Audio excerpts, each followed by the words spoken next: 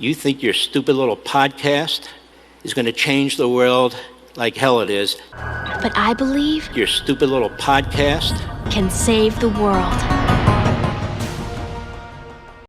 I'm Professor McCoy. Welcome back to my stupid little podcast. I once again have John back and Adam back, both this time, and we're going to continue our prior conversation from a few weeks ago on John Dewey's philosophy of education. Say hello, fellas, and plug your own stuff. Hello. After plugging mine. John, you've got new things coming. So what do you got new? Do I have new things? I have a business. Yeah, absolutely. Excuse me. I'm sorry, my throat's all gunky. Legionary Apparel. Cool Roman themed stuff.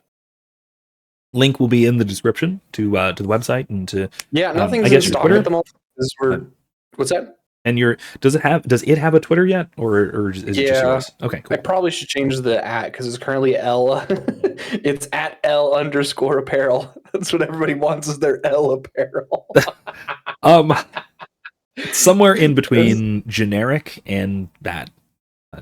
Yeah. You'll figure it out. We're really professional. Yeah. But yeah, everything is out of stock at the moment, but we're working on fixing that. Okay. And this is by the time this is actually out, that could change. So those of you listening, definitely check it out. Adam, what about you? What are you up to? Yeah, so I am slowly but surely getting my blog and my podcast back up and running. I've had several brainstorming sessions, kind of cooking up ideas for both of those over the holiday season. And so hopefully by the time this comes out, there will be fresh blogs, fresh ramblings on everything from... I've got a post planned on the death of Charlie Kirk, everything from kind of the philosophy of how we respond to political violence to shorter kind of spiritual reflections on some gospel passages. So if you like any of that sort of stuff, that's kind of what I will be working on by the time this goes live. This is pre-recorded, right? Yes. How much is a mystery to the audience, but I will wish everyone a Merry Christmas, if that gives you a hint.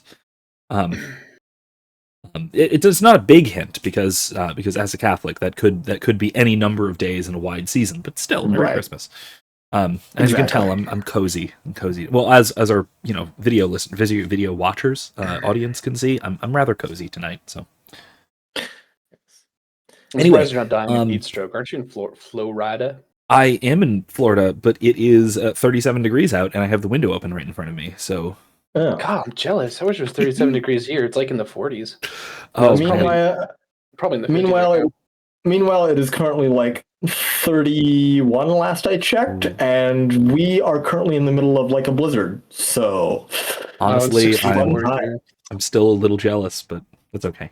Anyway, well, since we heard John doing a whole bunch of yelling about Dewey last time, Adam, why don't you take it away from us and sort of set the tone, set the lead for tonight?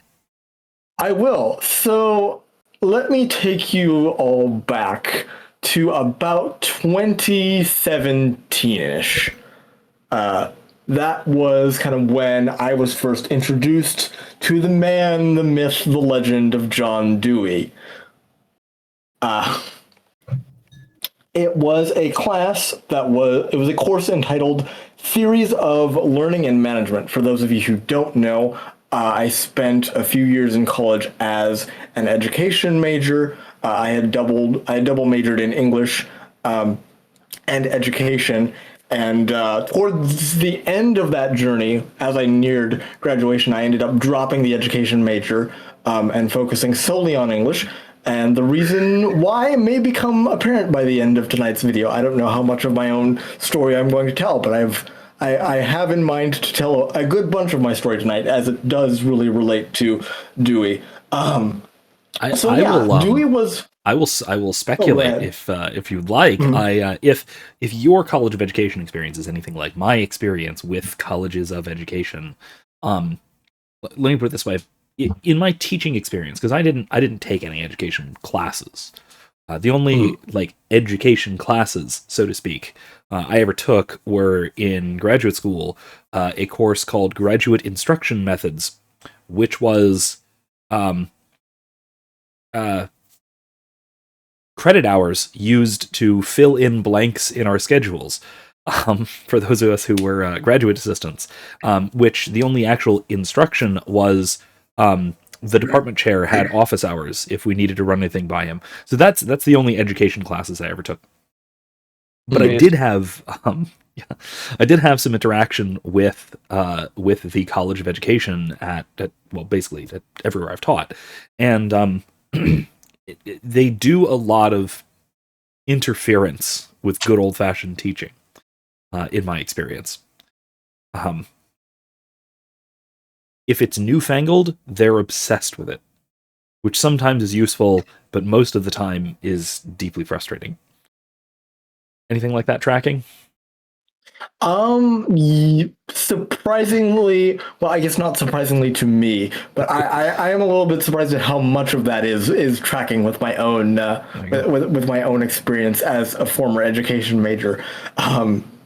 So, yeah, kind of to set the scene here for how I was introduced to Dewey. Like I said, I was introduced to him in a course entitled Theories of Learning and Management, and a lot of that course was basically the psychology, if you will, of education. As part of being an education major, we were required to have passed an introduction to psychology course, as well as, for those of us who were doing secondary ed, we were required to have completed a course in kind of developmental adolescent psychology. So a lot of Dewey, before we were introduced to Dewey, we had to review people like Pavlov and Skinner, and they kind of formed the basis of our introduction into Dewey.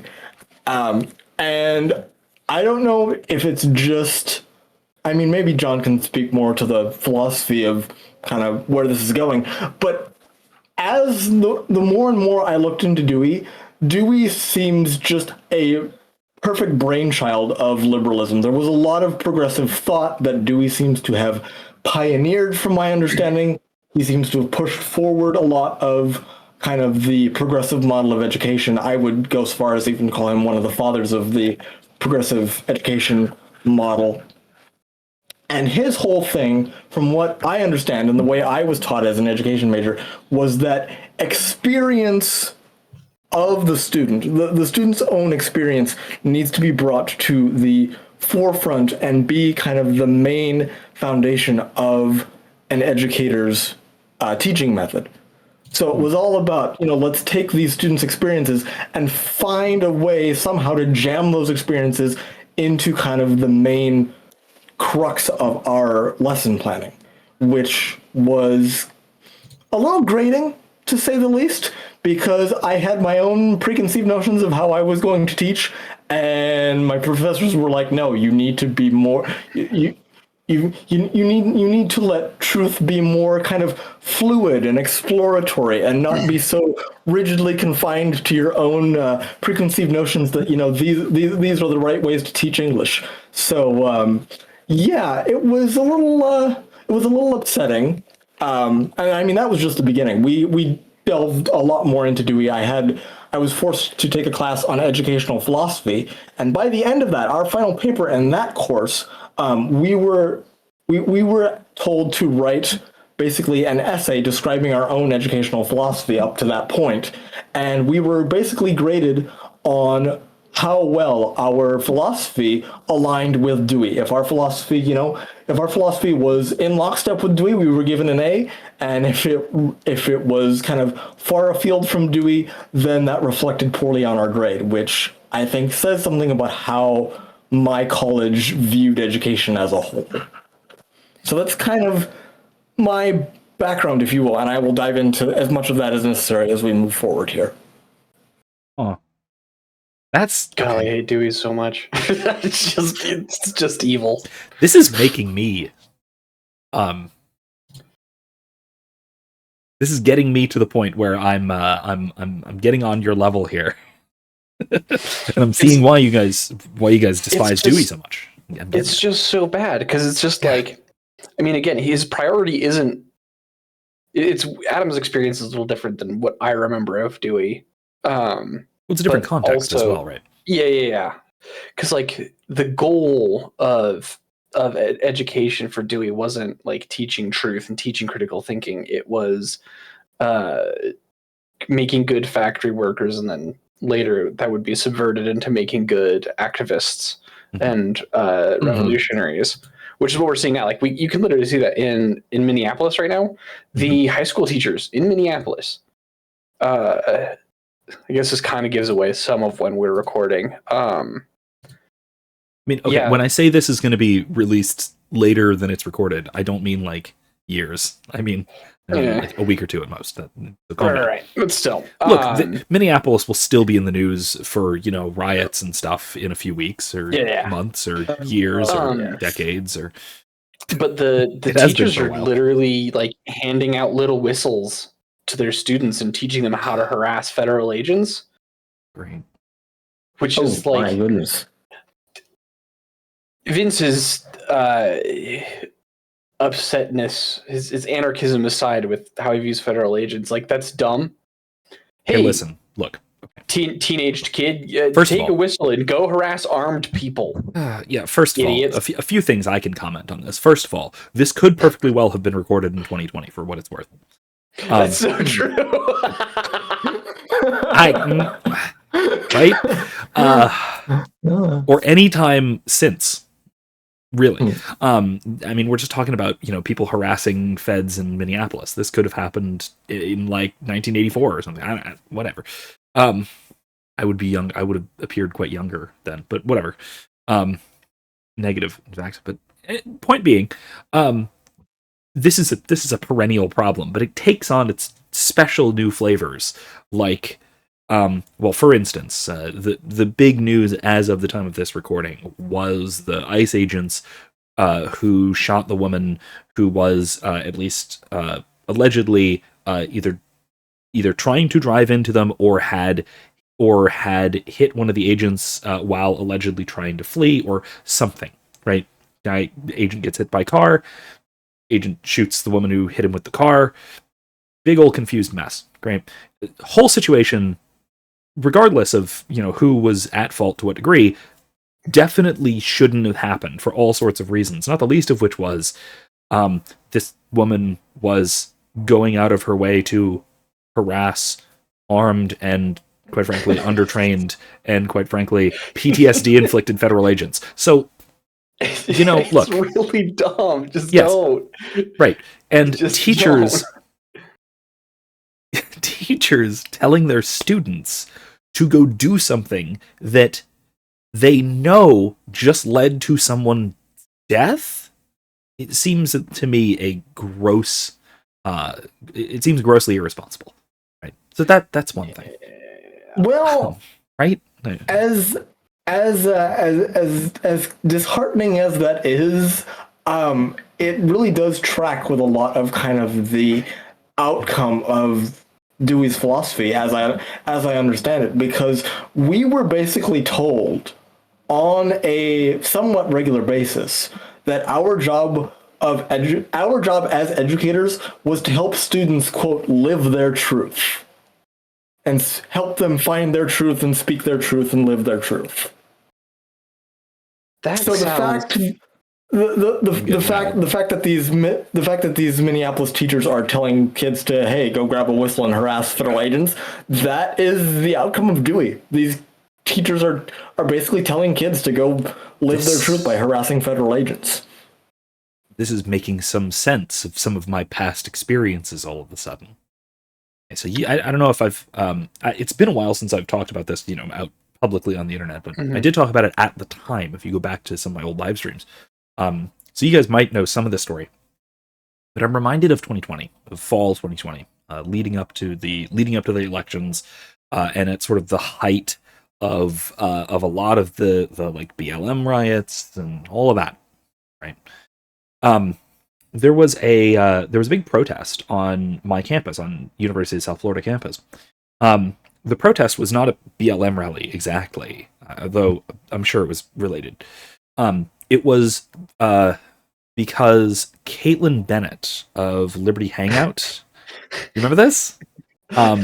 She dared show her face in public. More than this, but yeah, she dared show her face in public, and so a mob showed up, which is what she relied upon for publicity and whatnot. So that was kind of her tactic, as she talks to these very, very stupid liberal protesters and shows them to be very dumb. That was kind of her shtick at the time. Right. Anyway. Just by design. Right, yeah. No, not Caitlin's design. It's by our educators' design. Yes, that's what I'm getting to. Kids. Okay, I'll let you finish that. That's absolutely what I'm getting to. You're predicting where I'm going with this. My I think. Apologies. I'll presage less. I'll just go back in time and not use phonics. Yes, that's. Oh. This is a really niche joke. No, we'll go on to. I want to talk about that too. But okay. Yeah. Anyway. So anyway, all right. So there's this whole protest on my campus, and by on my campus, I mean outside my classroom window.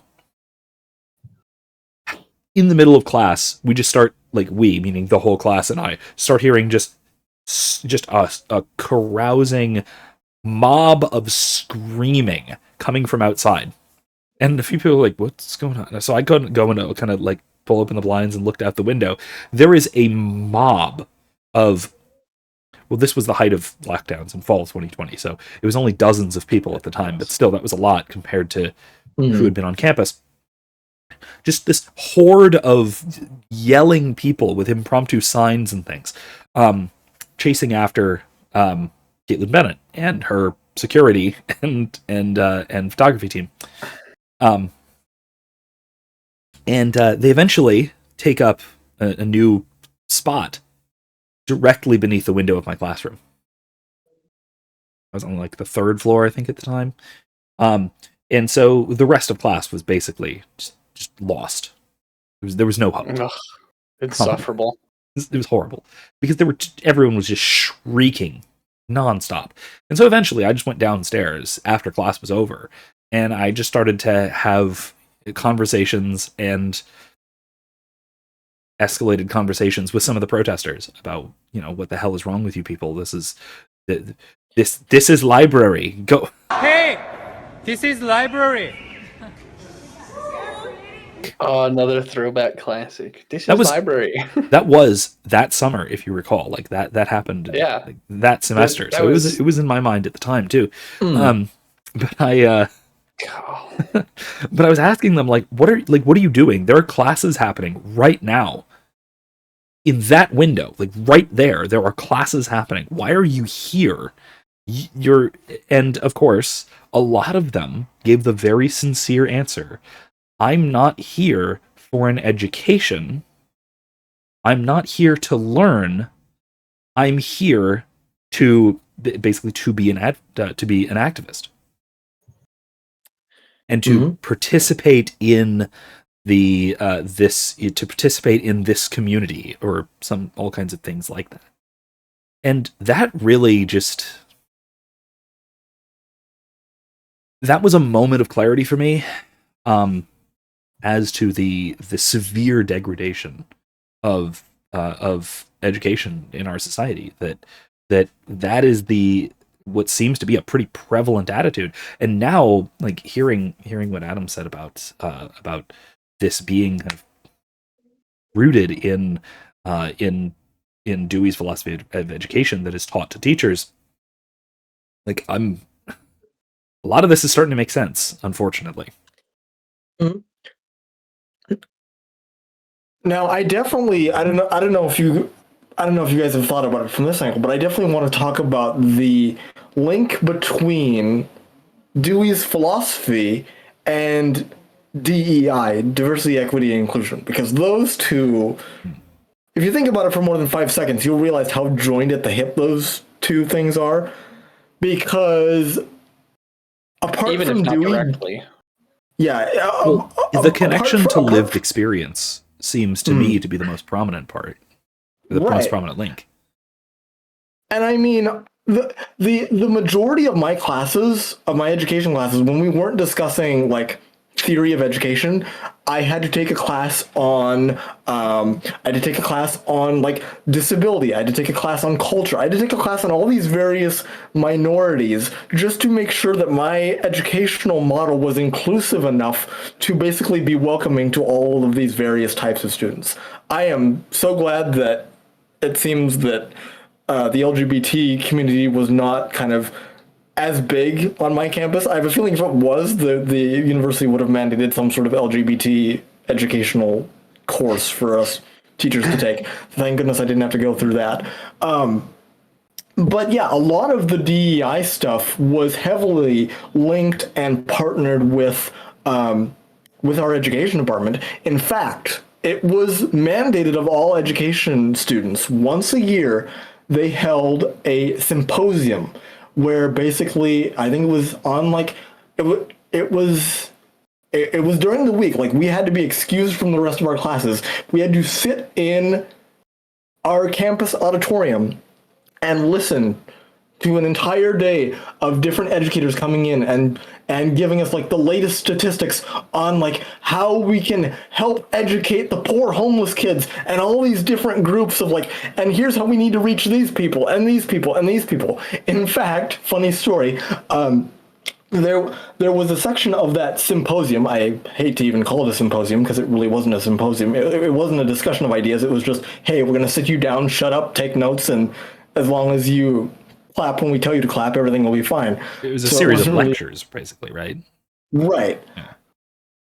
Part of that symposium was a kind of demonstration of some Native American culture. They had some Native American speakers come and speak, and now to be fair, I had been up late. John, don't you start. To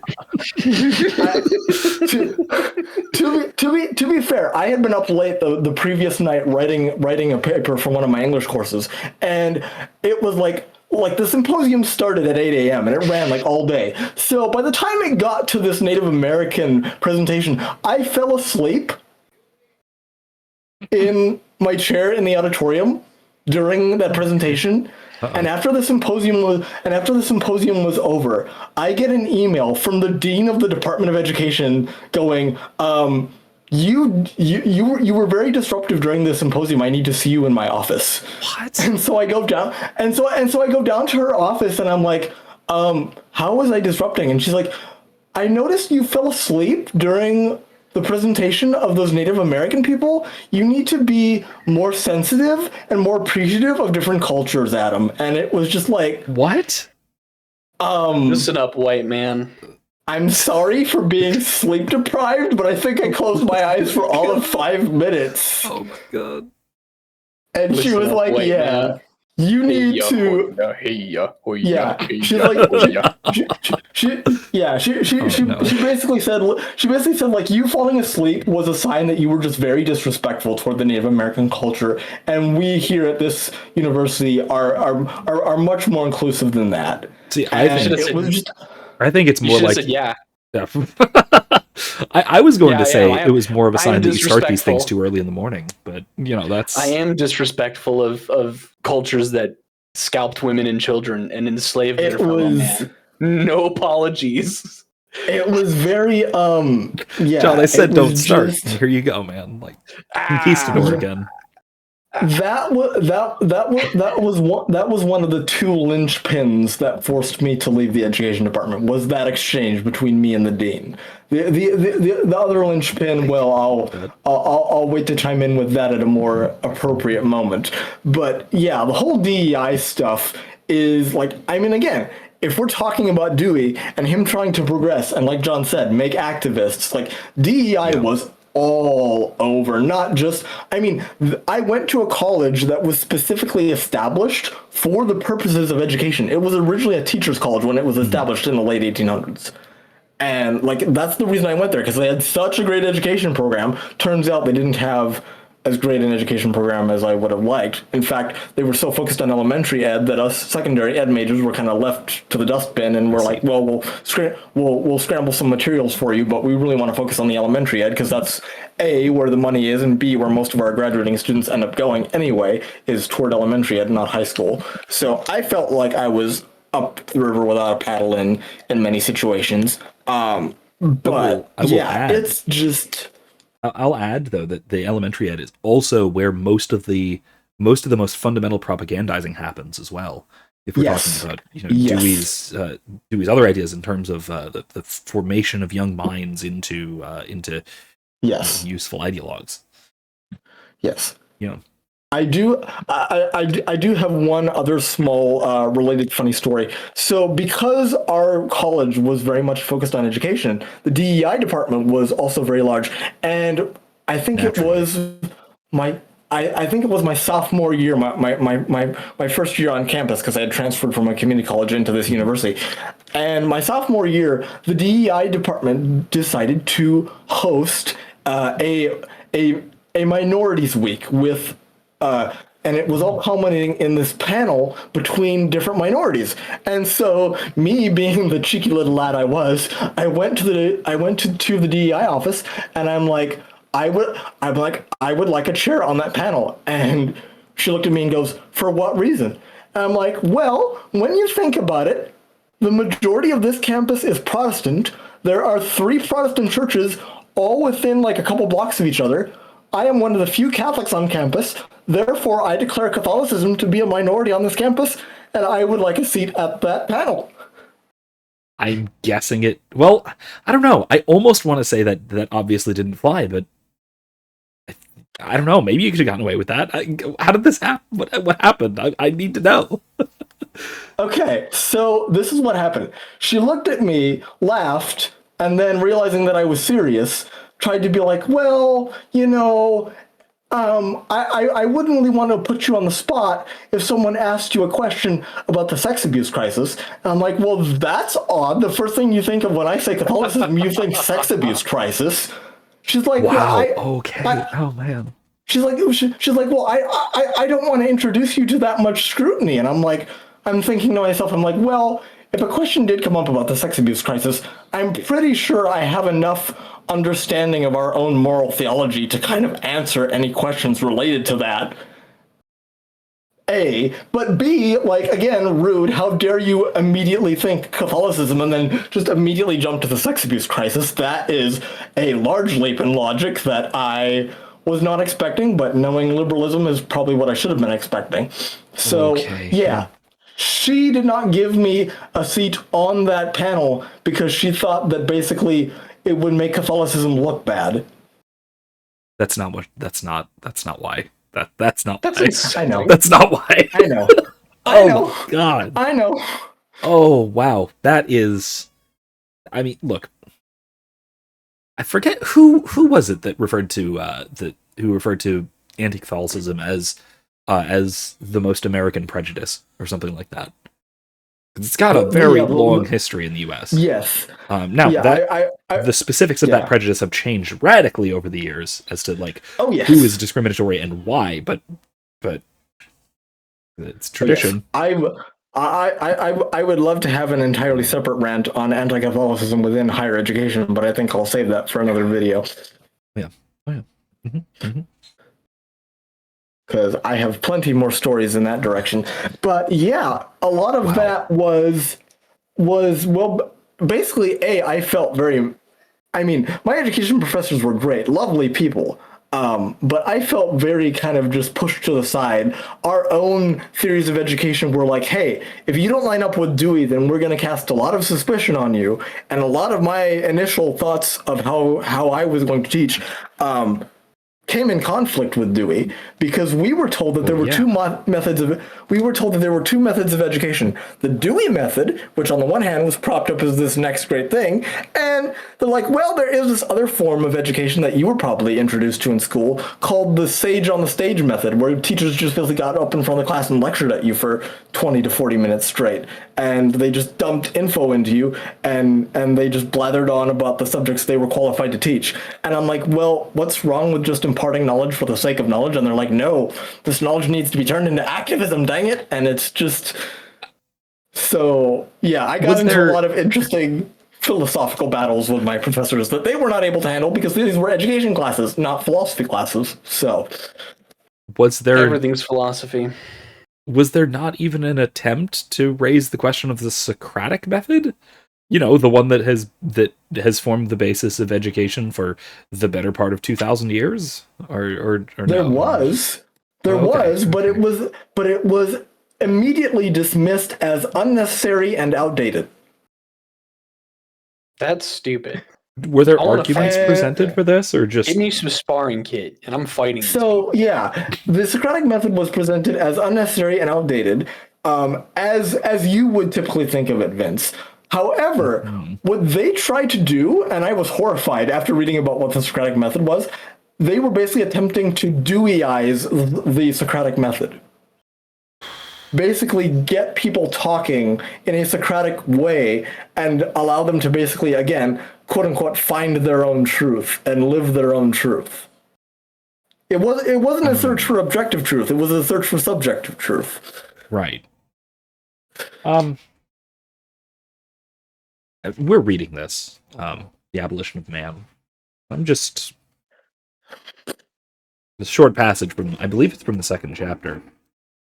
That's highly relevant to this particular issue. So he says, an open mind in questions that are not ultimate is useful, but an open mind about the ultimate foundations of either theoretical or practical reason is idiocy. If a man's mind is open on these things, let his mouth at least be shut. Why I bring this up is that the point of having an open mind, like having an open mouth, is to close it upon something. Is to come to a real conclusion. And that's the whole point of the Socratic method as well. Like, if you actually read Socrates, and we're probably going to be talking about some of Plato's works, right? If you read Plato's works, his Socratic dialogues, it's not like the point of those is just to share what I think, right? It's not to just sort of share with each other our own perspectives.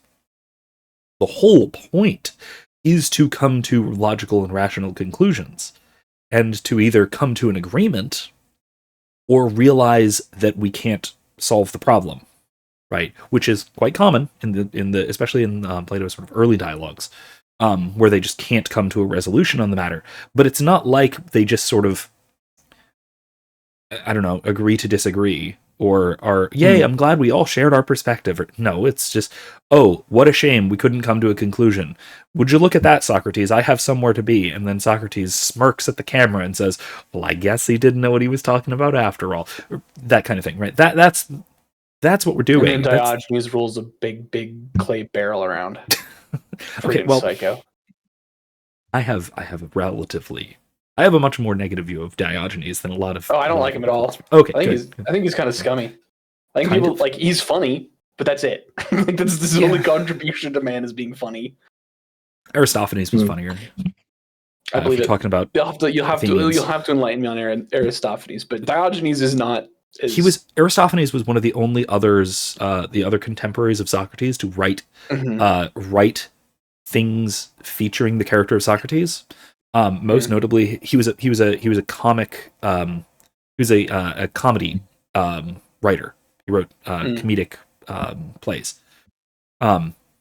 In Athens, at around the same time Plato was writing.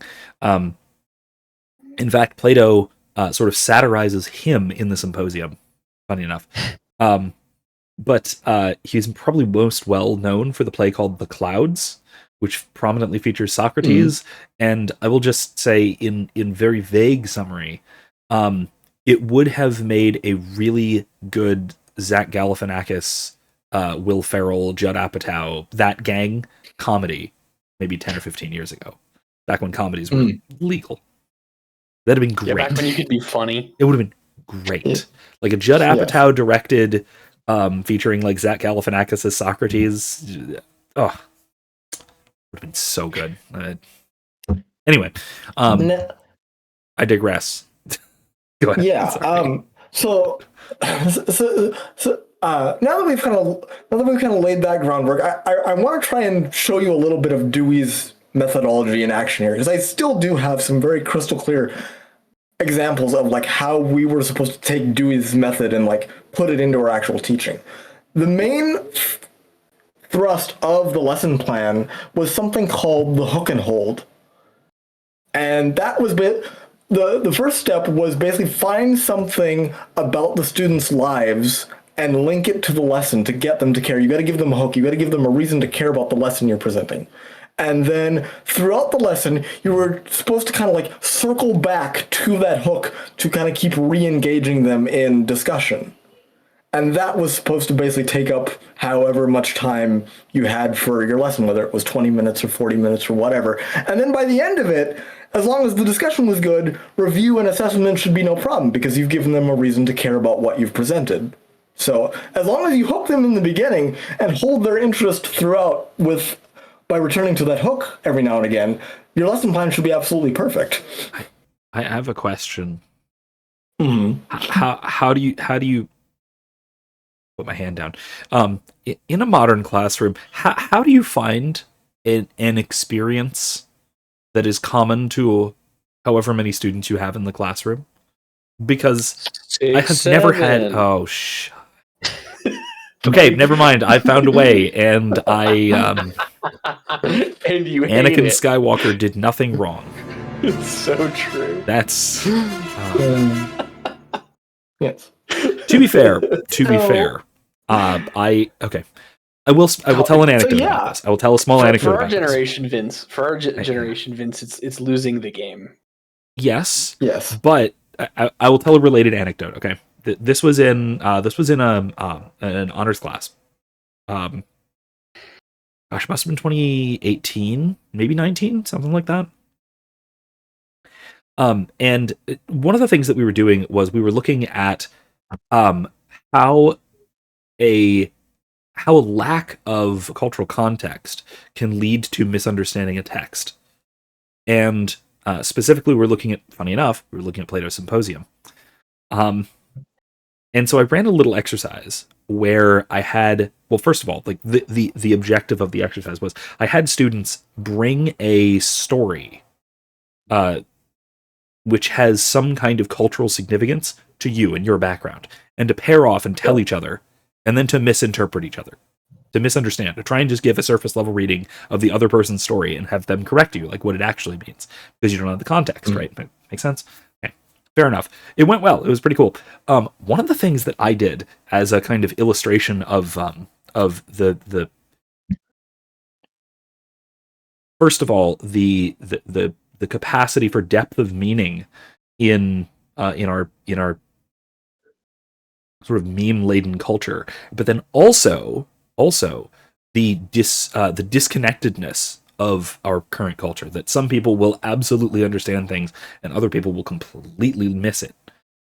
I drew a very simple symbol on the board as everyone was coming in. And about a third of the class immediately knew what it was. And the rest had no idea and were just utterly confused as to what this cryptic symbol was. Mhm. It was loss. Gosh.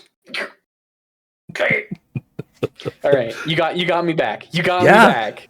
Yeah, It was great, and I like. Eventually, I invited the students who did know what it was about to try to explain it to the students who had no idea what it was.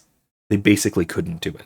There's just too many layers of internet to possibly explain what this odd cryptic symbol has to do with anything, like a webcomic, and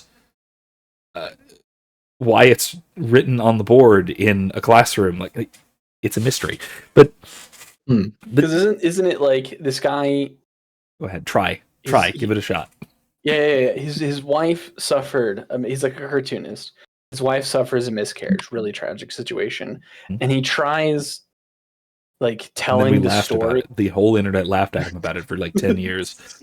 Aren't we great people as a society? Sorry, go ahead. I didn't mean to do that. Well, okay, Didn't mean to bring it down. because he tells, because he's trying to tell the story of how he discovered his wife had a miscarriage, but he did it in his own kind of very silly cartoony style, and it just comes across looking super goofy.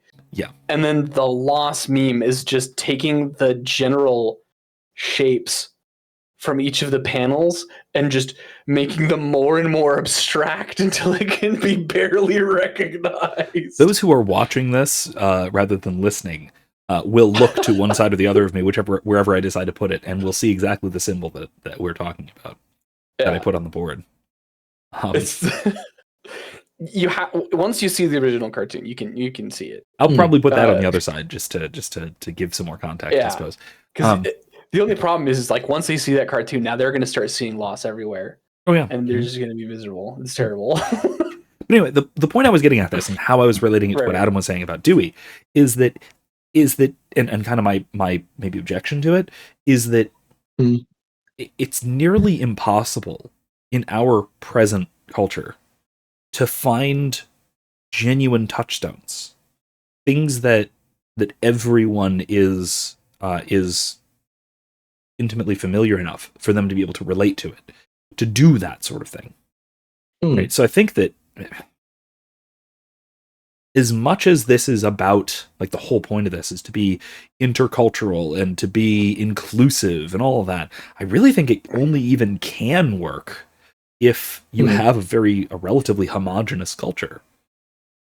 Right? I mean, is that not a problem? See, I mean, yeah, you're absolutely right, Vince. But I forgot to mention that there's kind of a part 2 to this story here. Oh no! So yes, so basically the end of my junior year rolls around, and as part of one of my assignments, we have to go and kind of observe a classroom in kind of our area of the state. And at the end of this observation, the teacher that who's mentoring us basically says, okay, here, you've seen what we've been discussing all semester. I want you to basically write a lesson plan about something we're discussing, and then just basically teach one class period using what you know from your classes, and then I will give a report to your professors, and they'll take it from there. So yeah, basically, senior year was supposed to be pretty much all student teaching. Junior year was basically dipping your toe in the water, teaching one lesson, and seeing how you did. So I taught one lesson. I believe it was juniors, high school juniors I was teaching, and they were just getting towards the end of Arthur Miller's play, The Crucible. So my whole job was to kind of walk them through the climax. And I mean, they had been attentive students. They had been kind of paying attention to what was going on. They kind of knew the setup. And my whole job for that lesson plan was to walk them through the climax of the play and, kind of tell them what the whole big point of the play was. And I did everything to the best of my ability. I used the hook and hold. I tried to bring in topical examples to try and bring the Crucible to life, so to speak, for these poor juniors. And they kind of looked at me with their eyes glazed over, and about maybe 15 minutes into this 40-minute class period, I was like, yep, I've lost them. There's no way that I can salvage this lesson plan, but I kept on trucking because that's what they taught us. They're like, no matter how lost the kids seem, you do not abandon ship. You just keep going as if nothing's wrong. And so I get done with the lesson doing as well as I could, given both the information that my mentor teacher had given me, as well as all of my knowledge from my previous education classes. And she's like, well, you certainly know your material, and you certainly, you did the best you could, but it's very clear that the students didn't understand a word you were saying. And so that was the report she gave to my professors, and about a week later, I was called into I was called into the dean's office again. So like a few months after this whole diversity incident, I was called into the dean's office again to discuss my performance as a student teacher. And she's like, I don't really know how to say this, but I don't think you're cut out for teaching. At least not high school students. And I was like, well, I feel like I've been shot in the foot throughout this entire process. And I was like, yep. And I went to my advisor like a day later, and I'm like, I can't do this. I cannot be... Putting me through an entire year of student teaching would absolutely be hell on earth. I'm sorry, I just can't do this. And she's like, you know what? I completely understand. In fact, it was funny. Her exact words to me were, I was waiting for you to figure this out on your own. That you were not Brutal. That basically you were not going to be good enough for high school. She definitely encouraged me to try teaching college courses, which I eventually attempted to do by going on to grad school, but that's a whole entire story. But yeah, that was the day that I dropped my education major. I graduated with just a bachelor's in English, which was fairly simple to do because all of my requirements were met, so I just had to basically finish up my minor and I was able to graduate a semester early. But they were like, yeah. So basically, instead of admitting that Dewey's philosophy failed me, no. Dewey's philosophy didn't fail me. I failed Dewey's philosophy. Oh, yes. I could not effectively put Dewey's philosophy into action, which made me a bad teacher. Oh, wow. That's... Yeah, why would they... Okay. If you lose the plot, and by that I mean like not lose the plot. If you lose the class, why would they insist that you just keep going rather than adapt, or even start over? Like, I don't understand this. Because I found this to be I found this to be a pretty lame excuse. But the reason they gave me was you don't have time to start over because you just don't have time. You don't have time. You have a very limited amount of time to hold the class's attention before the bell rings, and so you don't have time to go back and re-explain stuff that they might have missed, or try and reteach the same part of the climax in a different way. You don't have time. That is insane. It was a very... This sounds really stupid. This sounds like there is no, like, there's no stakes. This sounds like I know why our education keeps going down the tubes. Yeah. Yeah, no, like this sounds to me as if there is no like the how do we put this? I don't even know how to explain this. It seems like actually teaching, like, students understanding the information is not a priority. Is that not? Or it's never the priority. Well, no. See, but... yeah, the students understanding the information was not the priority. Students taking the information and figuring out a way to turn it into activism, that's the priority, Vince. Yeah, we can shape society. Didn't you know that? We can make society the way we want it, and the way we want it is gay-raised communism. Right, which is why, but like... Which is why they called the quote-unquote sage on the stage method completely useless and outdated, because education isn't about imparting knowledge, it's about forming, like John keeps saying, little active citizens that go out and do all sorts of crazy stuff. So, I mean, at least... Gosh, I guess I'm a really bad teacher. I didn't know. My performance evaluations are all lies, unfortunately. I know. I didn't know that. I'm only just discovering this now. To give credit to the high school teacher that I was kind of shadowing, she did say that I was a very good teacher. I just had basically bad students. Whereas the education department flipped it onto the other side. They're like, "Oh no, you didn't have bad students. You just taught wrong." I'm like, "Well, I did the best I could." And they're like, "Nope, you did not figure out a way to make the Crucible relatable enough to these juniors." And so yeah, it's just. No, man, look, yeah, I've had bad students, and I can trash talk them if necessary. They're not watching this. They're not the sort to do that. But like, no, I've had bad students, and I've had students who, well, let me put it this way.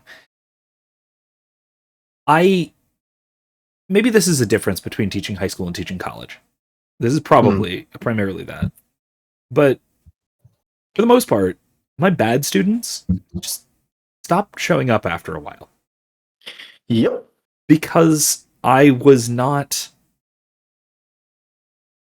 And again, I don't... Maybe this has something to do with this kind of Dewey-esque? Is there an adjectivized term? Deweyist? Whatever. Deweyist? Sure, that. Maybe this has to do with that philosophy of education, but I never focused on teaching to the bad students. I kind of went into most classes accepting the fact that some small percentage of students were a lost cause from the start. Right. Yep. But that, again, that doesn't seem to be, I don't know, does that fit with this model? Is that acceptable to this model, or is the whole thing supposed to be just, gather in little children and let me mold you into a little horde of evil? Exactly. Exaggerating, but... Basically, from what I understand, according to Dewey, there is no such thing as a bad student. There's no such thing as a bad student according to Dewey. Okay. That seems wrong prima facie. That sounds like someone who never taught. Yeah, it seems like on the face of it, that's wrong. Or never was a student. Actually, no, that's not true. That's not true. Okay. That is another anecdote, right? That is exactly the opposite of the first thing I ever learned when I was learning to teach. Okay, so when I went straight from undergraduate to graduate school. And so I was 22 years old. 23 by the time I actually started teaching classes.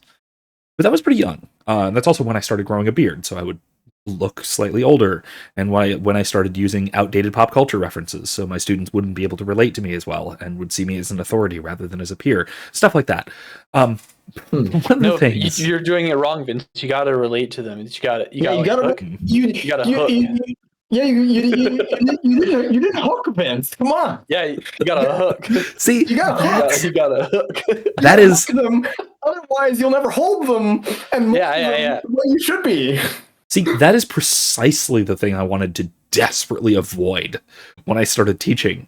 And this was, again, in line with the advice of all of my teachers who were actually competent.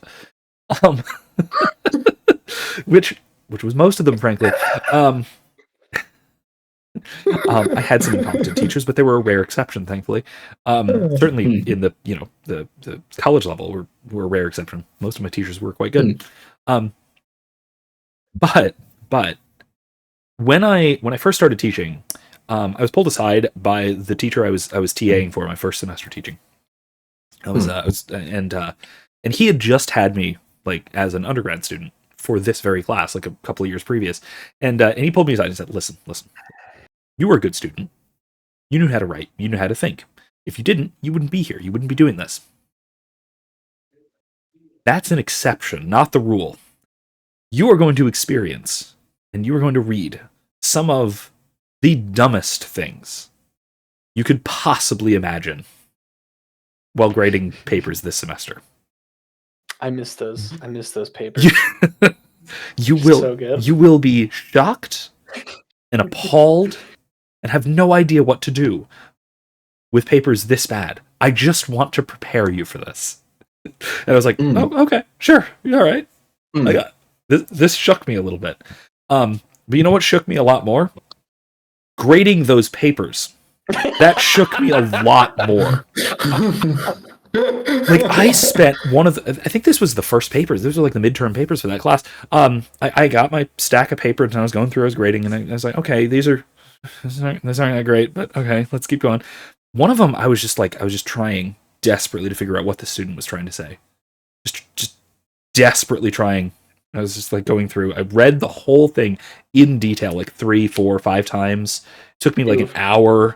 I was like just staring at this thing for like an hour, and eventually I just like, okay, I brought it into the professor's office who I was TAing for. I was like, I think this paper, I think this might be an F. This might be really bad. I just don't want to, give an F to it if it's not actually. Just do you mind looking at it? And he takes it 5 seconds. I swear, he just goes, "That's word salad. F." I'm just like, you got it. This is literal nonsense. It's the difference between. It's the difference between the confidence to know the confidence to know the difference between a student who can be reached and a student who is just completely lost, and there is no catching back up at this point. Better luck next time. But again, I think the better luck next time is important, and that's why a lot of colleges do like grade forgiveness programs and things like that. You can retake a course, blah blah blah, right? All those sorts of things. But circling back, if I lose my students, if I lose my class, which I have done, I'll say I'll take a pause, and I'll say, okay, where did I lose you? I'll just pick someone at random who looks confused and just say, okay, what was the last thing that you think you understood? Explain it back to me.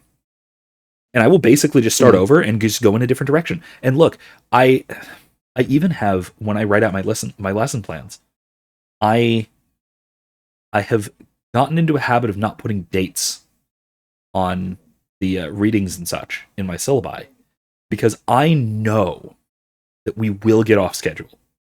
We'll either just breeze through things once in a while and just get things done because it just clicks, makes sense for most of the class, or more often, we'll have to spend extra time on something just because someone is missing it. A lot of people are not quite getting it. It's not clicking. And so I will adapt to that. That's what a good teacher does, right? Or apparently not. Maybe I'm wrong. Maybe I'm just way off base, and that doesn't matter. I mean, you got a hook, Vince. I got a hook. Yeah, you didn't hook and hold him, Vince. You gotta try the hook and hold method next time. You gotta hook, and then full Nelson to hold him. I'm not doing that. And then you give him a noogie. So my one saving grace throughout all of this was the day. I don't think I'm allowed to assault the students, but I can ask. You can, at the very least, you can assault Adam. He is French. Yeah. Yeah. I'm sorry, Adam. I'm in a bit of a silly mood tonight. I have assaulted a student in the classroom, but it was while I was also a student. It was not while I was teaching. That's an important distinction. Thank you for clarifying, Vince. A long time ago. Anyway, Adam was saying something. Somebody was being a moral relativist who was sitting directly in front of me and was like, "Well, I don't think anything's really wrong. It's just that we don't like some things." So I just took my notebook and I just bapped him on the back of the head. And I was like, "Hey, why was that wrong?" Though that's so good. Why shouldn't I have done that? Yeah, genuinely thought he might have hit me back, but he didn't. So it was no problem. It's probably, he might have. Hopefully, you hit him hard enough where he was like, "Hey." No, I just kind of bapped him. I bapped him lightly with a light notebook. It wasn't like it didn't hurt the guy. You should have pointed a gun at him. That's what you're really supposed to do with moral relativists. I'm pretty sure that would have had serious negative consequences. Loaded gun at just point loaded firearms at moral relativists. Absolute Chesterton build. If I would have pointed a gun at every moral relativist within my undergraduate campus, there would have been a lot of news from Minnesota. And exactly. If I had pointed a gun at every one of my moral relativist students, I would have had to shoot one because they wouldn't have. Some of them wouldn't have acquiesced. They wouldn't have gotten it. The only thing I could do. Really glad here's the deal. Glad I've never had to do that. If you can stare down the barrel of a gun, like a loaded gun, and just be like, yeah, that's like, I just don't like that. I don't want you to. I'll respect it. I still think you're an idiot, but I'll respect it. I won't. I'm sorry, I won't. I don't respect that. I respect the commitment to the principle. You're still wrong and an idiot. There's no principle. There's no principle involved. You're just pig-headed. Anyway. You're an idiot. I will. Go on, Adam. We've gone far enough afield of the topic. Let's bring it back, shall we? I will say though, the one saving grace after all of this chaos of my undergraduate, and Dewey was basically the entirety of my undergraduate education career. My one saving grace, the day after I handed in the official form to drop the major, I came to my advisor's office and she told me three things. She said, one, I was kind of expecting this and I was just waiting for it to dawn on you to drop the education major. Two, I think you made the right decision. Three, you're way too smart to be teaching high school students. They won't respect you. Four, I wish you the best of luck in grad school because that's clearly where you're meant to go. Wow. Okay. Too smart to be teaching high school students. Wow. Yes. Yeah. Does that mean her- I should be teaching high school students then? Yeah. I yes. think so. So yeah, her exact words were, "You're too smart to be teaching high school students. They will not respect you. College students will respect you. Go teach college instead." That's interesting. I'm like, okay, It's interesting. interesting. I don't know. I wonder why that is. So I mean, Like, yeah, this is. I'm okay just Mm. breezing on past the question, but it is something that's kind of interest to me. Like, what is this such a profound? Why is there such a profound difference between teaching high school and teaching college? And I kind of suspect it has a lot more to do with truancy laws than it has to do with an actual profound difference that happens at 18. right. But that's me. I think you're on the right track there, Vince. I think a lot of high school education is basically, hey, we've got these kids, we need to teach them because the state says so. Trust me, I could go into an entire rant on how stupid Common Core was, because Common Core is just so vague in terms of the standards. And the dumb thing is that they repeat the standard for each grade of high school. So I had to. One of my assignments, I basically had to memorize the Common Core standards for our subject. So I was looking through the 9th grade standards, and then I'm going to move on to the 10th grade standards, and they're like, well, they should be able to understand this. They should be able to understand the same thing they learned in 9th grade, but now at a 10th grade level. It's like, how do I differentiate between the two grade levels without some sort of clear benchmarker? It's just, What? Common Core is stupid. And it's stupid, and I don't understand it. And the more I asked questions, the more my professors told me to shut up. So, Yeah. Mm-hmm.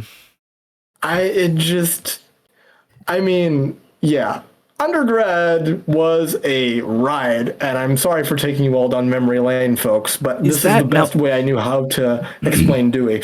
Now, the nightmare that is Common Core, is that related to, I know you briefly mentioned and then punted on it, the question of teaching phonics versus, I'm guessing, whole language learning is the alternative? See, I never had to deal with phonics because that was more elementary ed, right. so we never had to deal with the phonics issue. Mm-hmm. Mm-hmm. Although it was very embarrassing when I basically had one of my juniors, I had him read a brief scene from The Crucible, and he was stumbling hard, and I'm just like, oh, good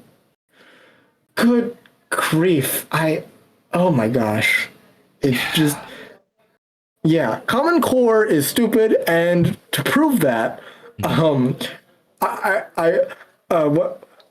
when I was a sophomore, we had to shadow again before we went on to actual teaching, and I was shadowing an 8th grade teacher, and she was handing back essays. She was trying to teach students about sentence structure and how to write an essay, and she's like, you need to put more description into your essay. You need to add things like spice up your language a little bit, use some adverbs and stuff. And one kid looks at her and he goes, well, what's an adverb? And I mean, they're 8th graders, 14 years old, and they don't know the basics of English grammar. And she's just, I mean, I basically face-palmed on her behalf because I knew she wanted to face-palm, so I basically face-palmed on her behalf in that moment.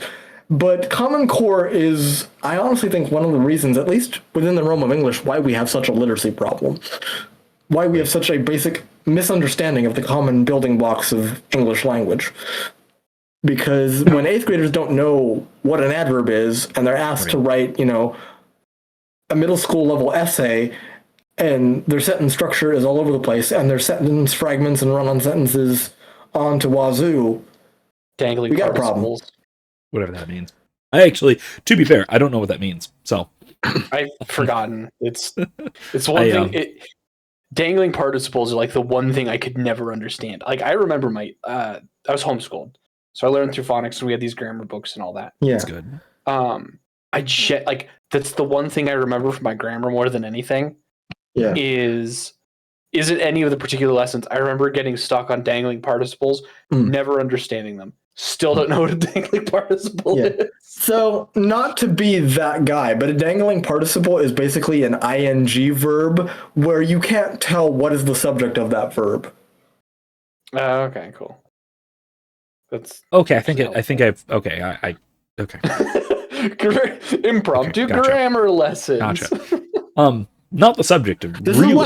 This is what happens when you invite This an is English Dewey's major on the fault. podcast. We have to have these because of John Dewey. Honestly, yeah, you're kind of right. Okay, actually, I'll bring this up. Happens when you have an English major on the podcast. Okay, yes, that's okay. Fair point. I thank you. I'm so sorry. Thank you for the clarification, because it was something that neither John or I understood. So good on you. I will add. There was a video from the YouTube channel called The Second Story. Best YouTube channel. Yeah, great. On language learning, and especially she focused on the difference between phonics based and whole language learning. Which isn't this video what reignited our hatred for Dewey, because she name drops him in there. Possibly because she does name drop him in there as like one of the villains. That could have been part of what led to this. Yeah. I'm wondering again if that's how relevant that is, right? Because part of her thesis, right, is that a large part of why literacy is such a problem now is that students learn in a way that makes it difficult for them to parse through language, to parse through sentences, to parse through content, right, whatever it might be. And so it doesn't become they can't read freely, and therefore they can't enjoy reading. I'm wondering how widely that applies, and how much of that might be attributable to this sort of this focus on relatability and all that over simple content-based learning. Yeah, I couldn't tell you that. I mean, from my experience, that is why all of my education professors tried to dissuade me from teaching the canon in high school. They're like, A, the kids will be basically it's not relatable to the kids, and Dewey was all about relatability, and B, they're old, white, and dead. So why do you care so much? So they're not relatable because they're wiser than you. Well, it's a self-licking ice cream cone problem. Right? It's not relatable because the kids don't relate to it, and the kids don't relate to it because it's not taught as being relatable. That's all. If it had been ingrained in what they grew up with and sort of learned as they developed, then that might be radically different, right? Maybe just maybe I could actually find something that all of my students had read for once. Which would be a miracle. But yeah. See, unfortunately, at least within the realm of English, what we were taught to do to make the classics relatable was to basically find a way to find like a graphic novel version or some sort of like cutesy wootsy storybook version of like Charles Dickens or whatever. And I'm just like, no, if we are going to read the text, we are going to read it like as like an original translation or whatever, and just these kids are gonna, and that is why my advisor just sat me down and was like, hey, you're more suited for college than you are for high school, because what you want to do, the kids won't respect you for it. Good Lord. See, this is why I actually think that's wrong. Go on, John, because I think I agree with you. Go ahead. Tell me why. That's just extraordinarily condescending to high schoolers. Okay, they're a lot smarter than more often than not. They're a lot smarter than people give them credit for. I think the real reason a lot of students just tune out is more to do with probably home problems. We don't have the best parenting culture in the United States. No, we do not. No. And honestly, that's probably where the bulk of real learning happens, is at home. But of that's course, coming probably from a a deeper homeschooler. conversation. But I'll add something as well, though. I'll add something to this as well. And Adam, tell me what you think about this. I think also, in addition to it, it's certainly this condescending to high schoolers, right? I mean, 1 year from senior to freshman is not going to make that much of a difference to your capacity to learn. But I think another aspect of it too is that if you don't do this sort of thing, if you don't teach properly, if you don't teach seriously, if you don't teach them to take learning seriously in high school, then when they get to college, they're not going to be able to. And it's going to be a nightmare once they get to college as well, which again, I think a lot of this is really explanatory as to why so many of my college students have such tremendous problems, even just following a text or understanding what I take to be a very basic reference to something, things like that. We're basically allergic to authority in this country. Okay, that's true too. If you exercise authority, you're the bad person. I mean, well, it's not just that. Like for example, okay, this explains, unfortunately, why I never read Homer until college. I should have, but I didn't. I read some kind of weird, you should have. Shame on you. Like I read some kind of weird summary version. Hey, I beat you to of, it. I did read Homer Iliad. in high school. Take that, because you were homeschooled, so you got a competent education. Well, okay, that's not fair because I had a few teachers in high school who were excellent. But first of all, they were all AP teachers, and second of all, none of them paid the least bit attention to actual it wasn't Common Core at that point. It was Florida State standards.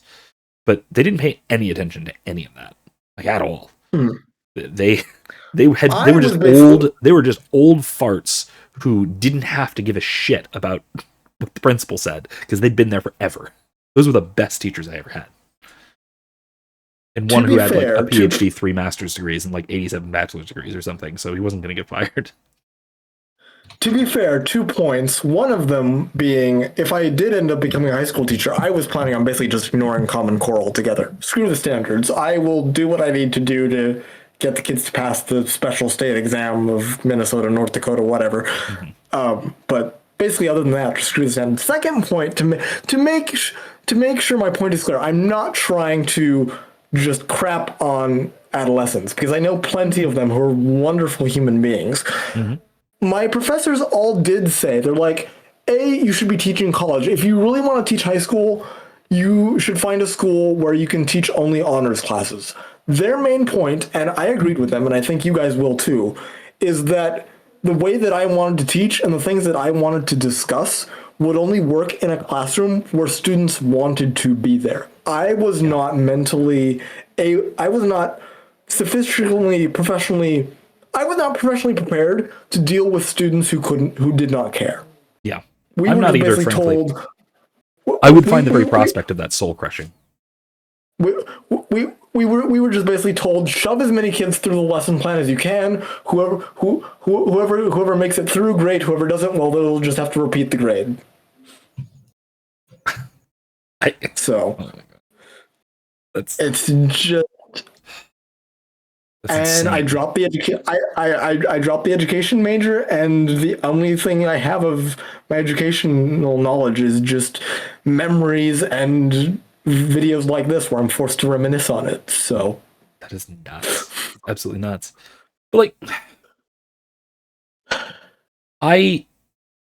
gosh, man, this really does explain why I feel like I'm teaching at a remedial level for the first half of every semester. Yep.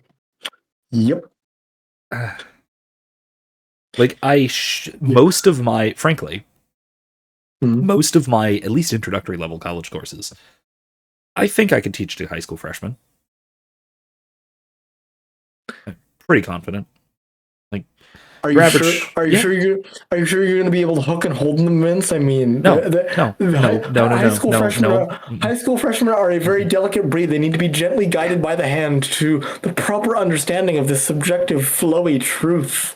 Yes, they certainly do need to be carefully guided by the hand to the correct understanding of let's call it subjective if we need to.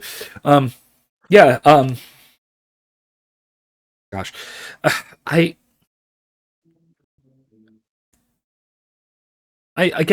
it's just that I keep this explains so much as to why I need to teach, like, first of all, basic logic, basic, not even like formal or symbolic logic. I just need to teach what an argument is to, college freshmen and sophomores and some juniors and seniors, and none of them know what I'm talking about.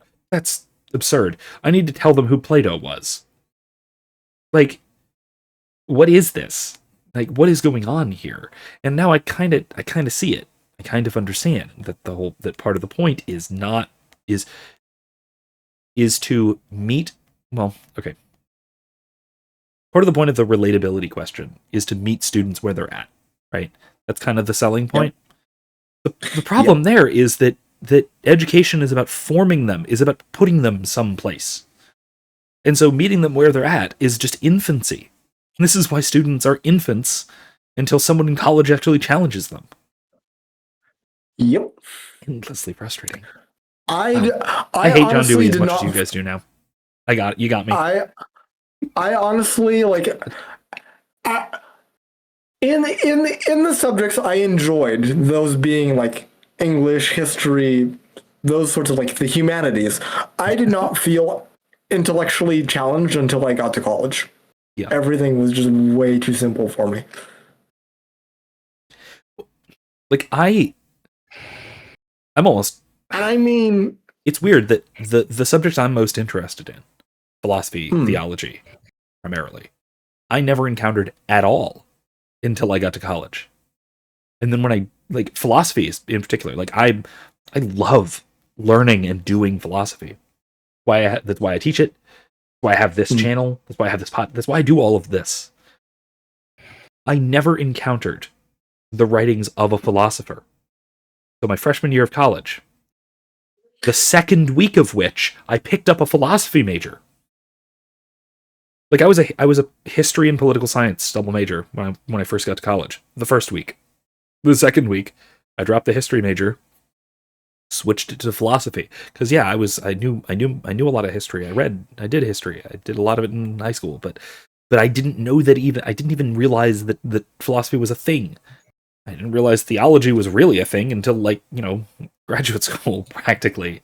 Like, and again, this is just, there's so much missing from primary and secondary education that it's God, depressing.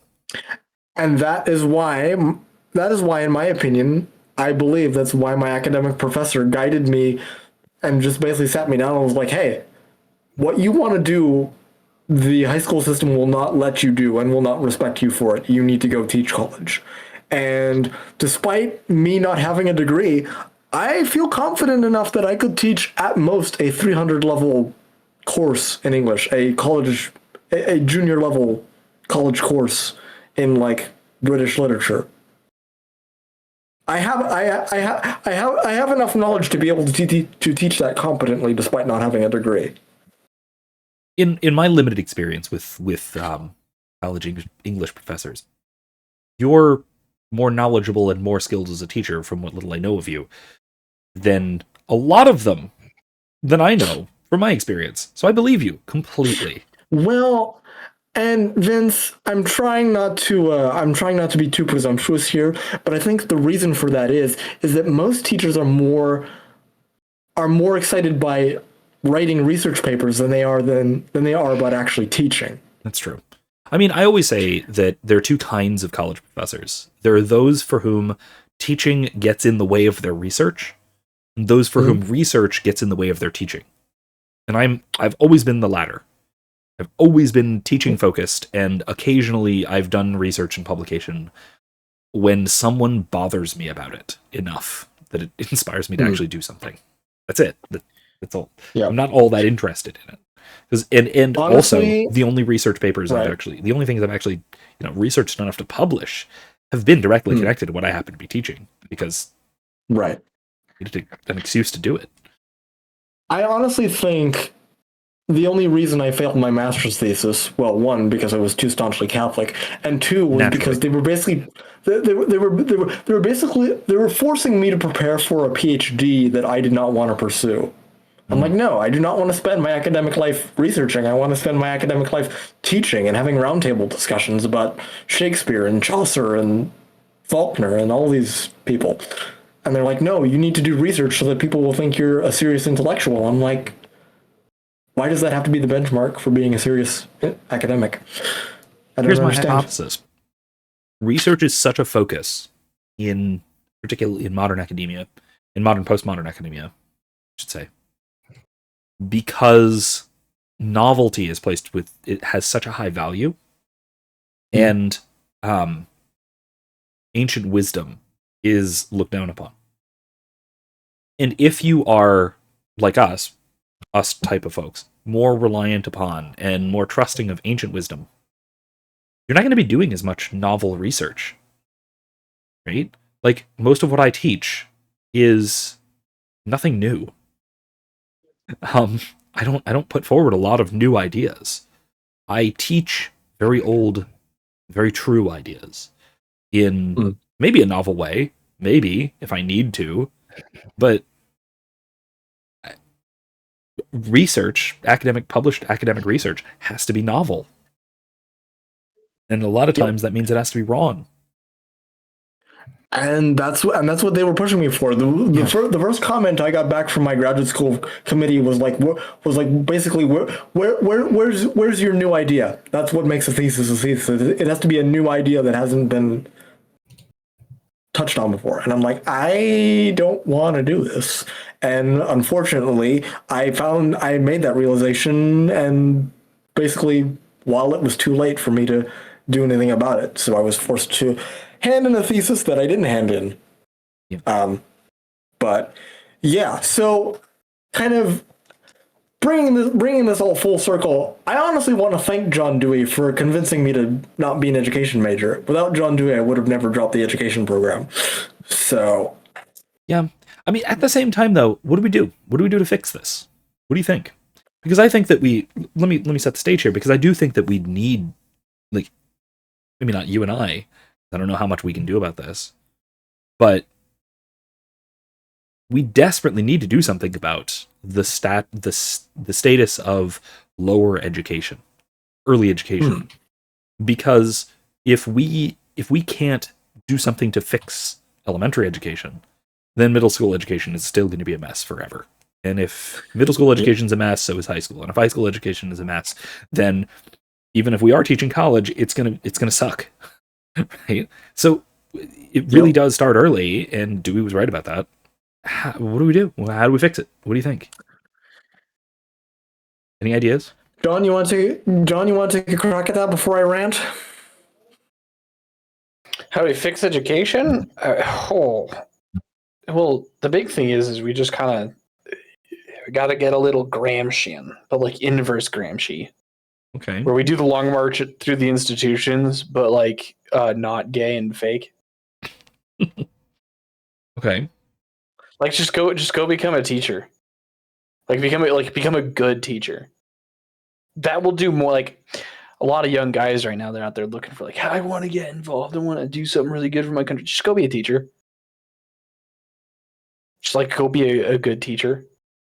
And a lot of this stuff will like start to fall in place organically, because if you have a bunch of kids coming through your class, and it's probably best to start at the higher levels and move your way down, because that's what Dewey did, right? He started with college. He founded a college for teachers and made it like set it up where it was like the premier prestige school. So that's where anybody who wanted to be the best teacher went. Mm-hmm. Yeah, go figure out how to become a good teacher, especially of teachers.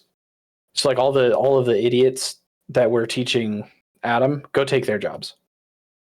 go work really hard, go take their jobs. And then this stuff will start to organically kind of just work its way out. Okay. Adam, do you have complimentary or counterpoints? What do you think? Because I have my own thoughts, but I'll save it. Go ahead.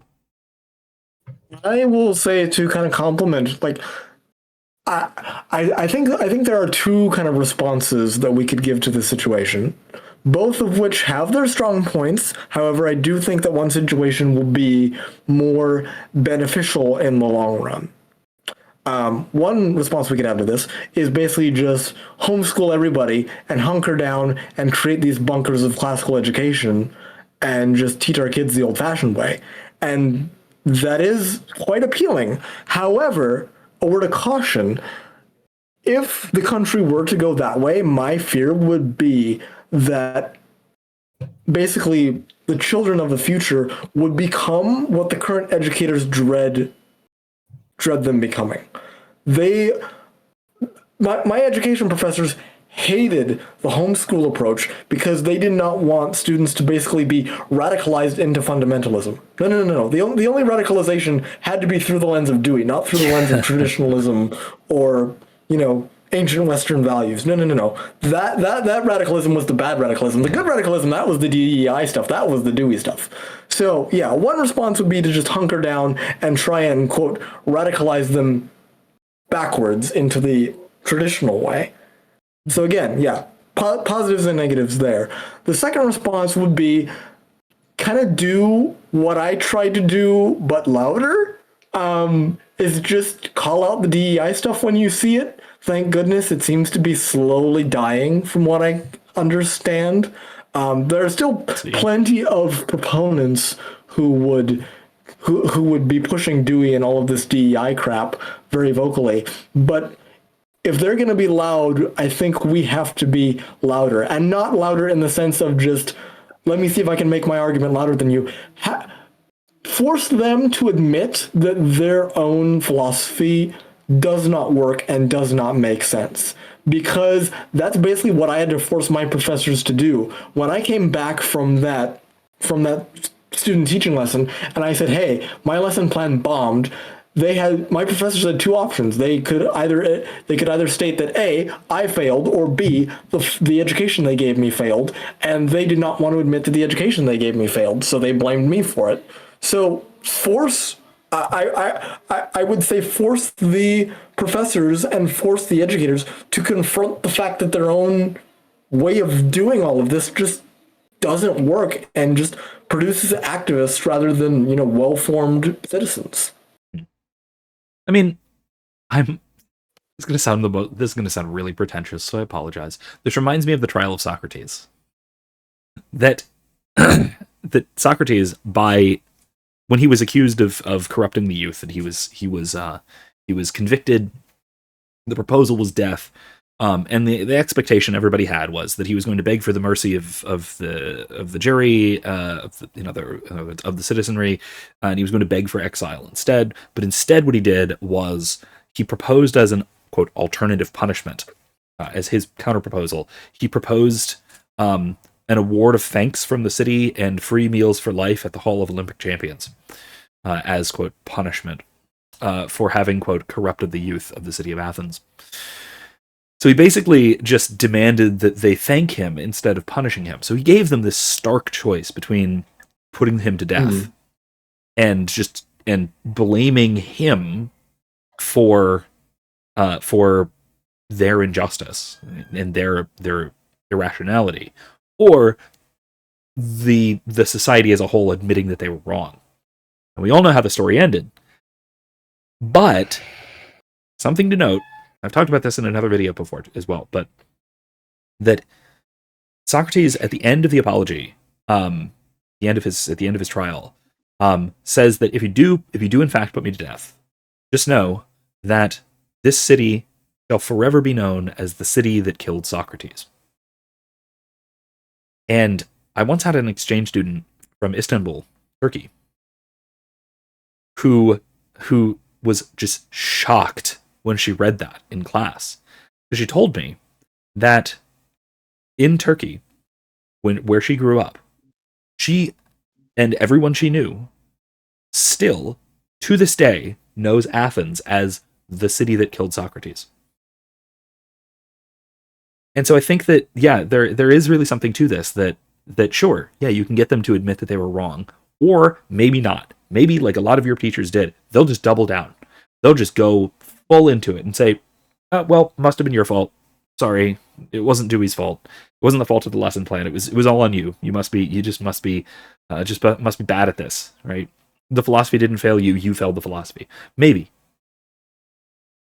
But they will absolutely be hoisted by that petard, historically speaking, in the long run, because error of that magnitude just can't stand up for itself in the long run. Can't. And so, yeah, I do think that exposing these bad ideas and forcing them to expose themselves has a lot of merit. Now, at the same time, I do also think that push back on John, maybe. I am a little bit more in favor of the former option that Adam presented, the whole just go insular, right? If our kids are going to be, hyper radicalized, with competent education, then great. And I think that, on that note, I think that actually will have a role to play in this same process as well, to some degree, that because the crazy conservative radical types kids, the homeschool kids, actually know something and are obviously well educated, that'll, I think, help to expose the absurdity of this sort of modern educational framework. In the same way that, quite frankly, in the same way that 2020 did, right? Well, I'm not going to get too much into that because I'll get even angrier. But the everything that happened surrounding lockdowns and the massive move towards homeschooling and towards micro schools and towards all that kind of stuff, that I think that really did help to expose the absurdity of a lot of modern education. And the more that happens, I think the better the chance there is of kind of doing a hard reset to the system. I think we kind of need it. As much as I'd like to think that we can kind of long march our way back through the institutions, with how the institutions are set up. Or we can do both. Yeah, true. We can do both at the same time. Well, because if you can start insularly with like a kid, with homeschooling. Yeah. Right. Set up a kid with a good philosophical foundation, actually like philosophically trained, and send him off to college. And he or she should be clever enough to see through the crap. And then if he works hard, he can go and take, Adam's old professor's job. Right.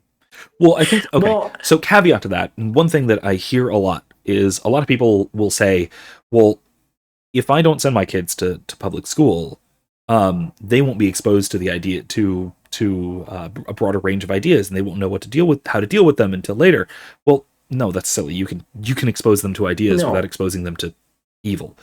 But then also, I will hear sometimes people saying, well, who's going to change the system if not us?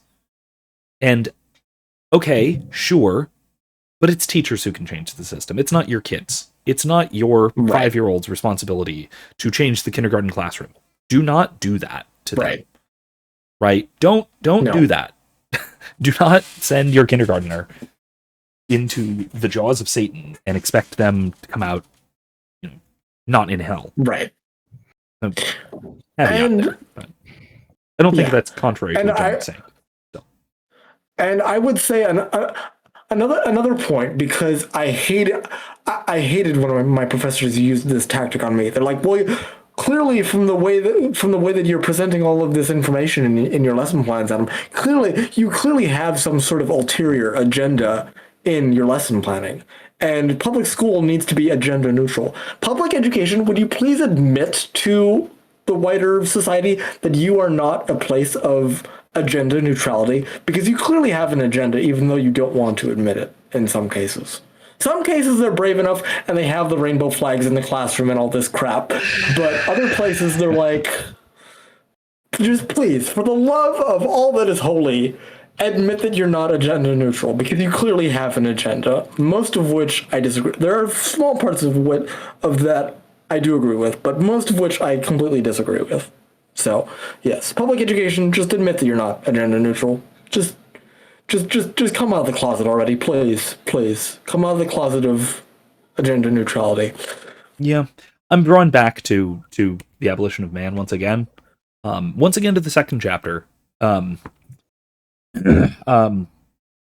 In actual fact, these educators will be found to hold, with complete uncritical dogmatism, the whole system of values which happened to be in vogue among moderately educated young men of the professional classes during the period between the two wars.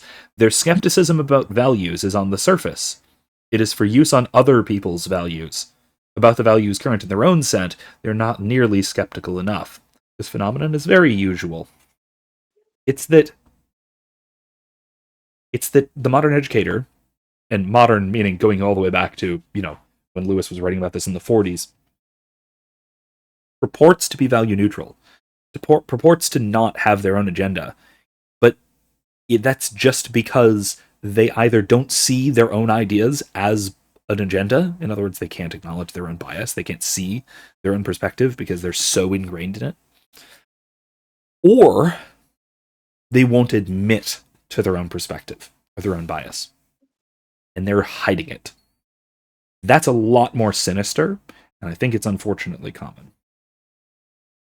What I found hilarious is that my professors always, across the board, undergraduate and graduate, all of them accused me of having a bias.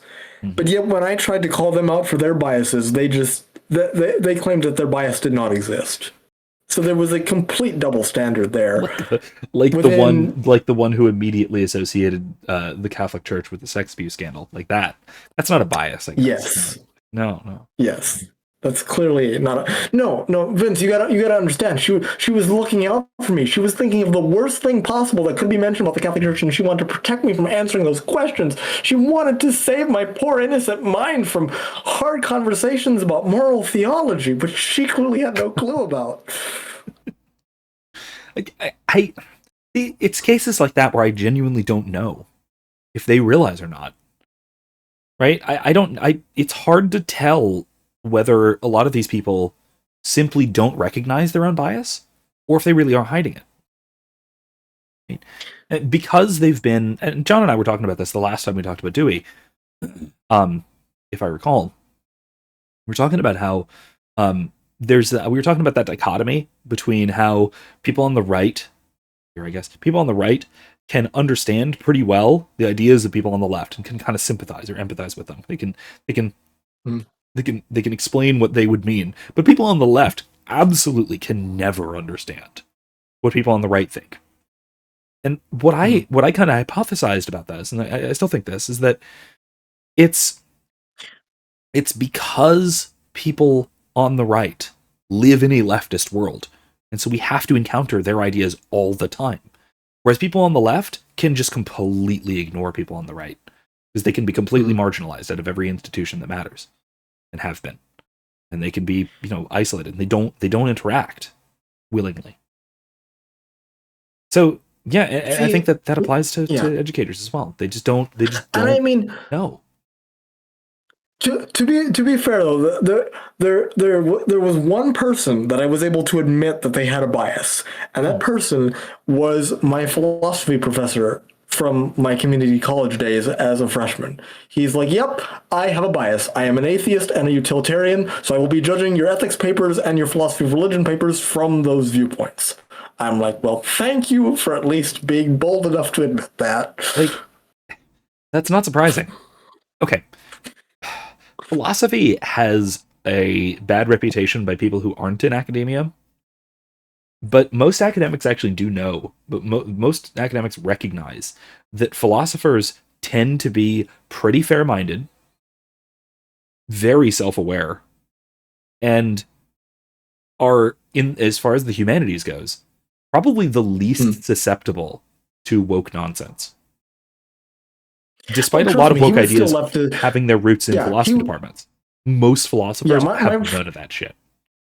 My philosophy professor still acknowledged that he was leftist and still believed in all of the woke nonsense, but he was bold enough to admit that, hey, I'm a leftist and these are the viewpoints that I will be grading you based off of.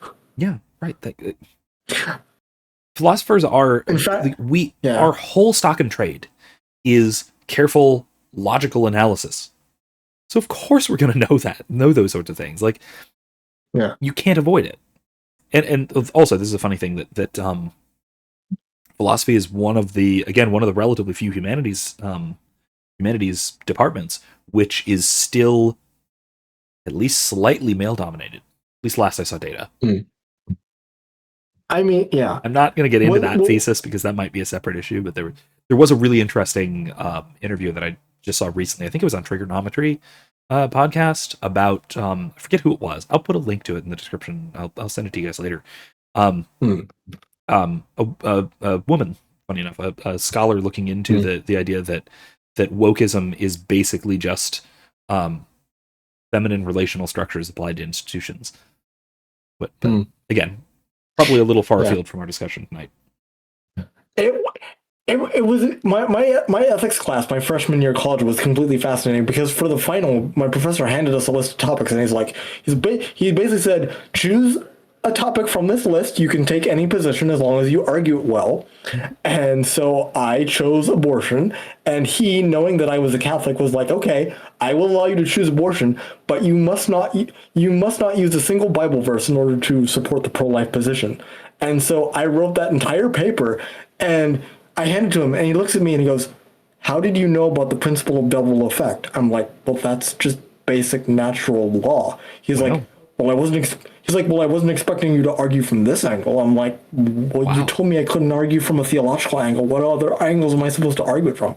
And he's like, I've never considered the principle of double effect being used for the pro-life argument before. And I'm just like, what? Okay, well, there you go. Really?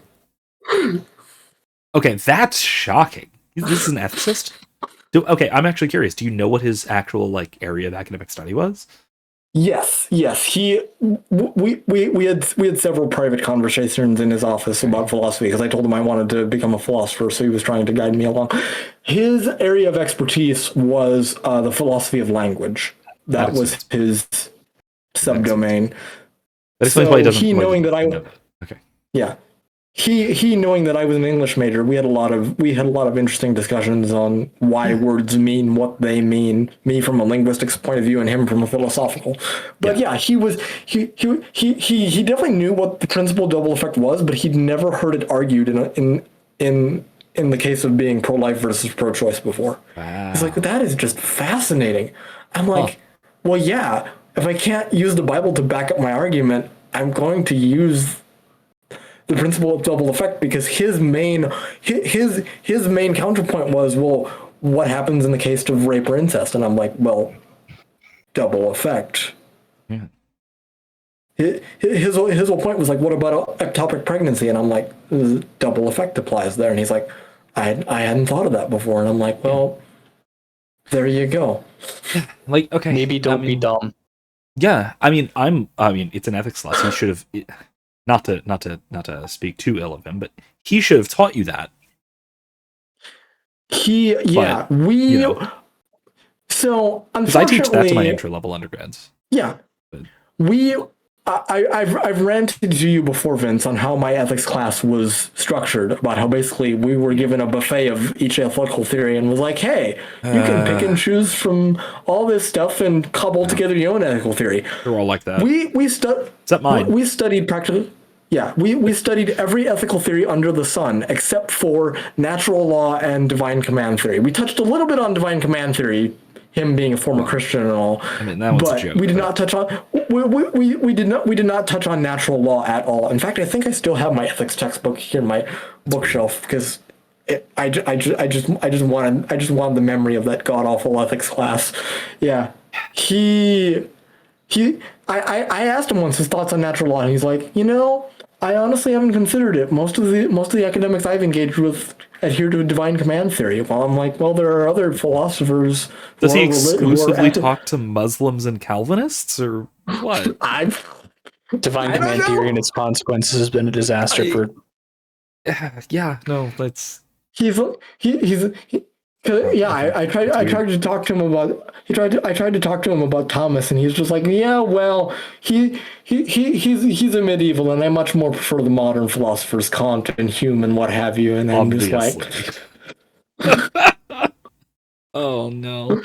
Yeah, well, I mean, that's to be expected. And like I've ranted about the whole how ethics classes tend to be pointless surveys like that in the past, but Yes. I've ranted that up to my students every semester as well, and I make fun of classes that do that, even though I'm making fun of my colleagues when I do that. But still, they understand. I've talked to them about it too. If you do have a syllabus of an introductory ethics course, I'd love to take a look at it just to compare and see how you would run an ethics course. I'll send it to you. Yeah. All right. Well, I think we're getting off topic enough. Yes. I think we're good. I'm sorry for derailing, but no, I mean, all interesting conversations.